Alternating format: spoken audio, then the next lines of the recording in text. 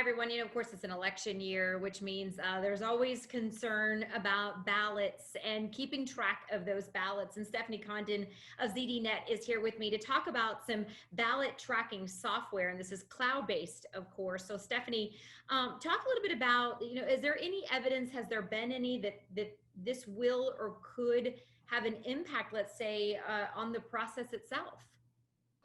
Yeah, I mean, it's interesting because you could argue that, well, voters might feel better, tracking their ballot, but does it really make a difference? And Ballot Track's founder, Steve Olson, shared some interesting anecdotes to kind of illustrate this point. He started, like I mentioned, the application in Colorado for the city of Denver back in 2009. And Colorado is one of the few states that is now completely vote by mail, and they have a pretty well-run system, but back in 2009, they were still ramping things up, and county officials during election season would get phone calls from about 1 out of every 4 voters concerned about what happened to their ballots. And as you can imagine, that takes up a lot of time and resources with election officials having to field all these phone calls and explain to voters what's going on. And then as soon as they implemented Ballot Tracks, their ballot tracking system, that dropped to only about 1 out of every 20 voters calling in. So it very clearly gave voters peace of mind, and it helped election officials free up resources to, actually get done the things they needed to get done to count ballots and keep the process moving. And then Olson also talked about some of the ways ballot tracking can alleviate some of the very specific concerns we've heard about mail-in voting. For instance, the administration has raised concerns about the practice of ballot harvesting, which is effectively just giving your ballot to someone else to turn in for you.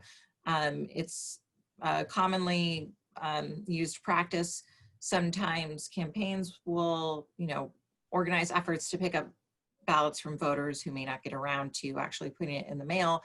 So some partisan officials have expressed concern that maybe your ballot could be picked up and then never dropped off. But ballot tracking is a very specific remedy for that kind of problem. That kind of tampering just can't happen when you have eyes on the ballot all the time. So it actually can make a difference, it sounds like.